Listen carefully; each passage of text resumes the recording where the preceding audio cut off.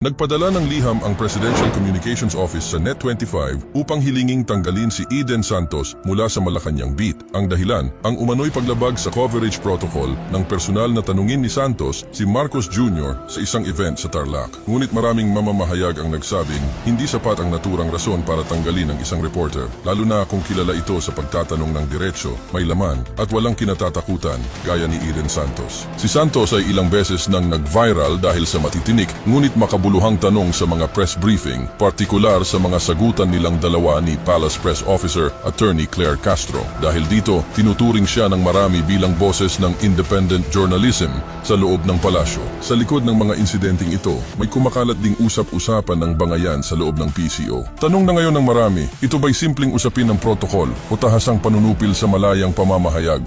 Nagpapasalamat Si Risa kasi talaga. Gusto niya talaga ako maging senador, ano? Pinasisikat niya ako. Eh, by the way, congratulations. Ang balita ko ay hindi daw nagtagumpay ang pagpapaalis kay Eden Santos sa Malacanang Ayan. press corps dahil nanindigan. Nanindigan. Tinawag mo ba? Ang Tinawag mo? Malacanang press corps na wag tanggalin at Oo buti naman naman. tinatablan din pala ng hiya paminsan-minsan ang Malacanang. May yun, at least hindi lost cause. Opo. Hindi, ano lang po yun, ako bagay balat sibuyas. Di ba? Dapat ang media hindi masyadong masakitin ng loob, ano? Di ba ganon? Sino balat sibuyas? Media pa naging balat Hindi sibuyas? po yung ano, PCO natin. Hindi Oo. naman media yun eh. Medyas yun eh. Ewan ko lang kung gamit na Ala. medyas o sariwang medyas. Opo. Hindi, sabihin, just listen sa mga komentaryo.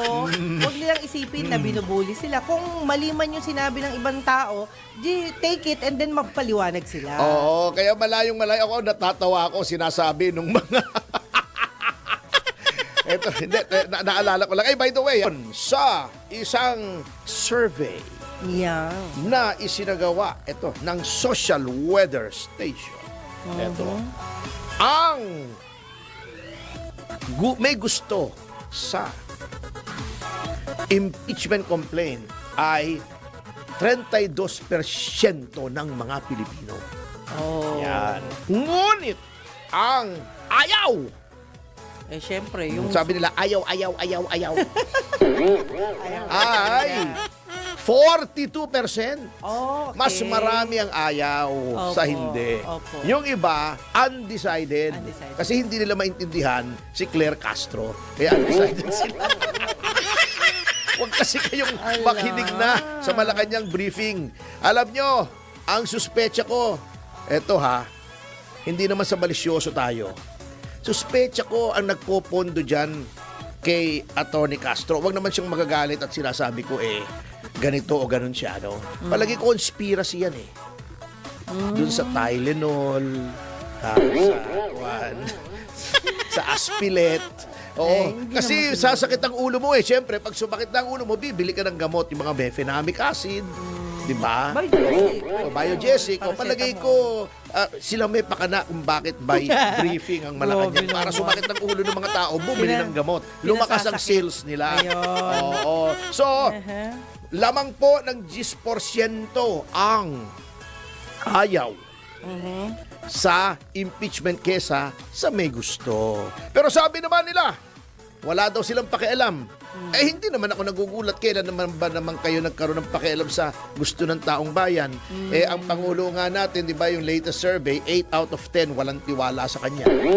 At actually, yun ang problema Hindi ko alam kung bakit. Paano ba namang hindi mawawala ng tiwala sa Pangulo? Sasabihin niya, ako walang kinalaman sa impeachment, pero yung kanyang spokesman, comment tungkol sa impeachment. Pinagtatanggol pa. Binabatikos pa yung mga nagkikriticize sa impeachment. Pati si Senator Zubiri, pinapatulan. Bago sasabihin niya, wala siyang pakialam. Bakit nakikialam yung spokesman mo? Ibig sabihin, solo ni Attorney Claire yung sinasabi niya. Hindi pwede Galing yun. sa kanya yun. When you're a spokesman, you speak for your principal.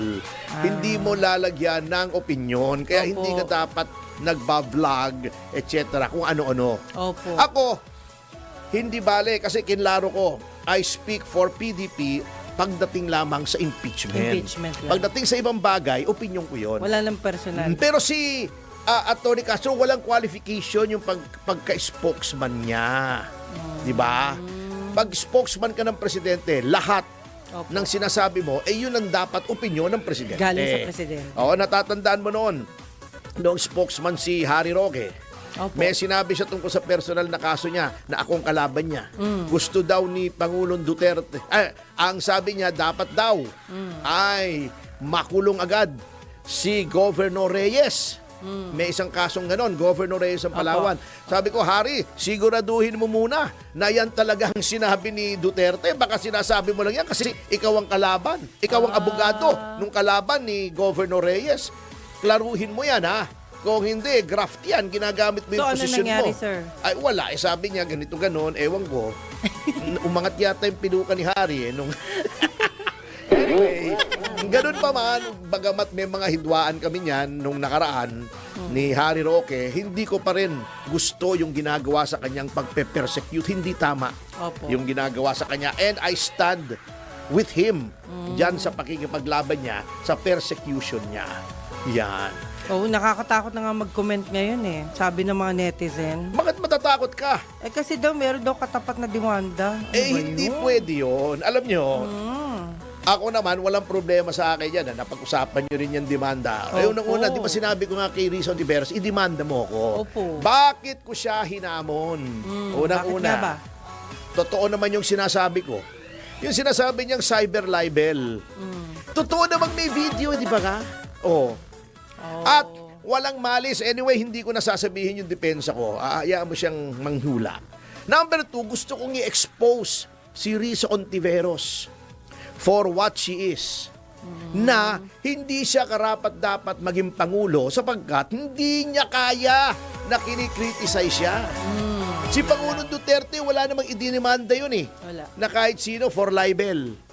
Oh, wala, di ba? Opo, wala. Yung iba dyan, wala naman dinidemanda. Si Sara Duterte, walang dinimanda. At hindi lang mga Duterte, marami naman pong public officials, hindi naman balat sibuyas. Ayun. Bago, number 2, kengkoy pa tong si Riza. Eto ha, para sabihin ko sa iyo kung gaano ka kengkoy itong taong ito. Di ba? Siya yung tinuligsa. Siya yung kinriticize namin. Etong sabi niya, nagtago pa sa likuran ng Senado. Mag-isa na lang nga siya ron sa Senado.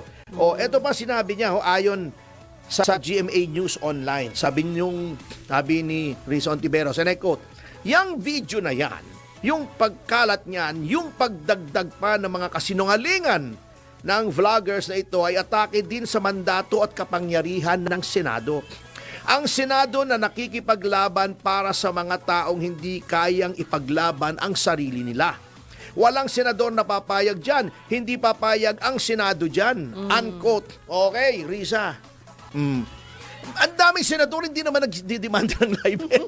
Bakit sinama mo yung Senado? Yun Number 2, ikaw ang ini-criticize. Bakit sinama mo yung Senado? Ba't nagtago ka sa likod ng Senado? Insecure match? Number 3, di ba sinabi mo kay Attorney Reginald Tongol, bakit mo you do not speak for the Senate? Wala naman sinasabi si Attorney Tongol na he is speaking for the Senate. Now, you are speaking for the Senate. Sasabihin mo, hindi papayag ang Senado dyan. Wala man naman nagsasabing ibang senador kundi ikaw na hindi sila payag eh. Riza Ontiveros, you also do not speak for the Senate.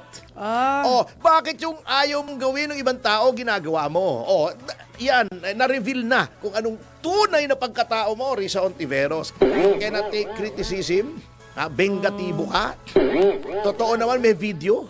Totoo namang may kidnapping case ka dati. Magtitestigo si Jing Paras. Totoo namang may demanda ka dahil dun sa witness tampering sa Farmally. Uulitin ko rito. Wala namang hindi totoo sa sinabi namin. Ngunit hindi mo, sabi nga dun sa A Few Good Men, di ba yung karakter ni Jack Nicholson? You want the truth? You can't handle the truth. Bakit ka ibobotong presidente kung ganyan ka? At importante po na tinatalakay yang karakter mo because you are a public figure. Importante dahil gusto mong magpangulo, dapat talagang suriin ang pagkatao mo bilang Pangulo. That is why there's freedom of speech. Ayun. That is why there's freedom of the press. Oh. Doon nagkamali yung ano niya, advisor niya. Ang pinakamagandang mangyayari dito, she will have to testify. Maghaharap kami sa hukuman. Wala. Wala sa Senado. Opo. Wala. Oo. At kung ayaw niya mag-testify, tatawagin ko siya as hostile witness. At sa loob-loob ko habang kami nasa hukuman at ako'y abogado for 33 years. You're in my world now, baby! Wala kang parliamentary immunity riyan! Nasa hukuman ka, baby! Attorney, parang nakamana ka kay Attorney Espicio. Mundo ko yan, baby! Ala. 33 taon ako nasa hukuman, baby! Hindi mo ako pwedeng pa-contempt dyan, baby!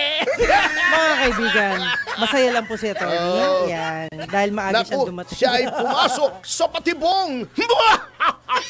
Grabe, Isa pa, evil laughter. Ayan. Parang pelikula no? Ayun, ganda. Nakita kita, Attorney, dito. Pasensya na. Well, anyway, marami pong nagpapasalamat. Si Risa kasi nga, talaga, Gusto niya talaga ako maging senador, Pinasisikat niya ako.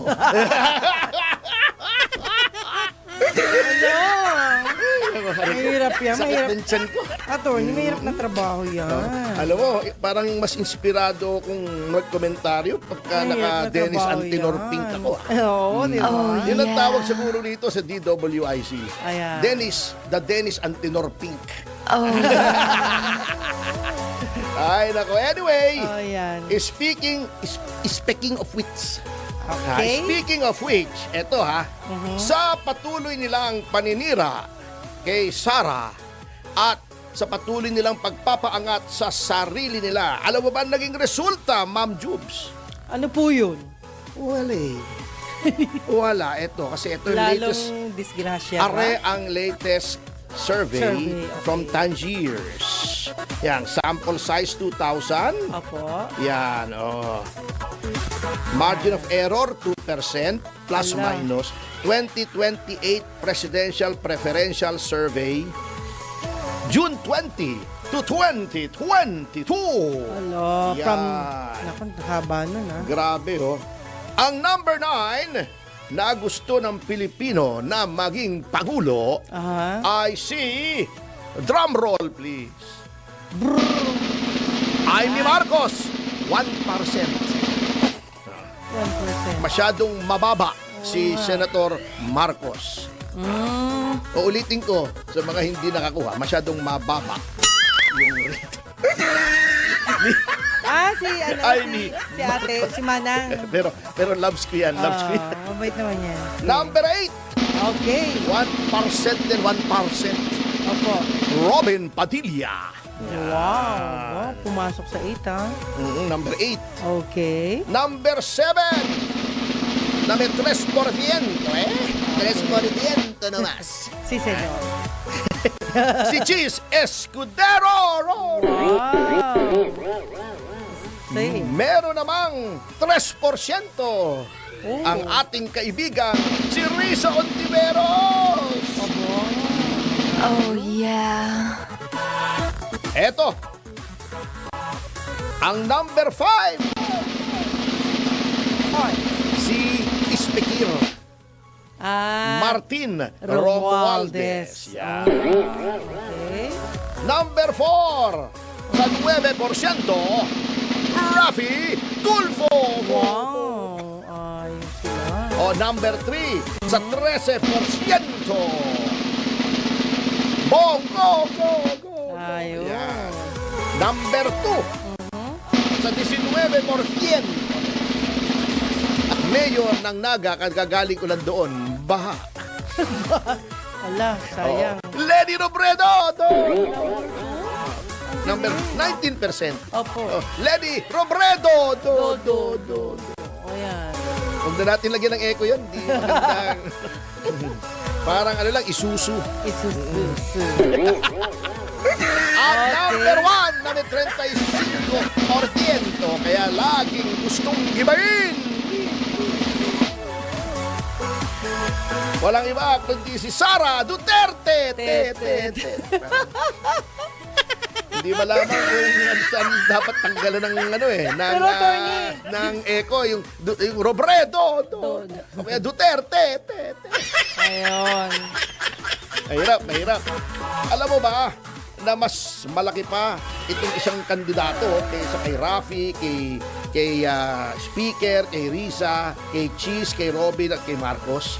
Eto, pag kumandidato to, maganda-ganda ang tsansa nito. Oh. Sino po? Si Undecided, oh. Sino kaya to? 10% eh.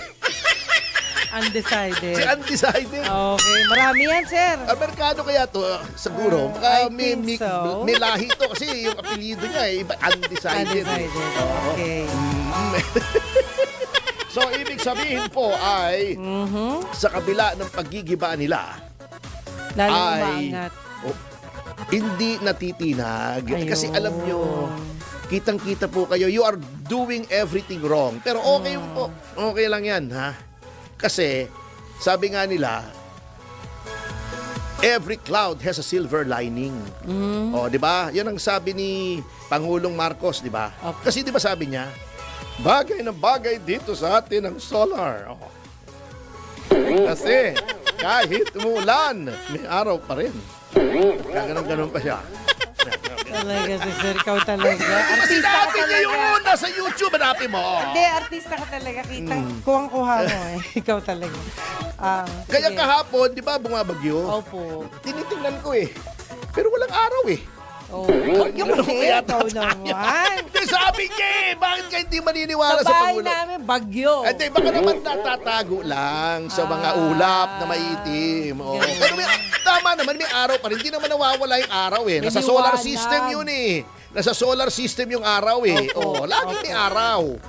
Di ba? Mahirap talaga. Oo. Talagang matalino ka. Sa susunod, sasabihin na ni Pangulo, kahit gabi, may araw pa rin. Ay, hindi nag... Ang sasabihin naman natin sa administrasyon na to, kayong lahat, may araw din kayo.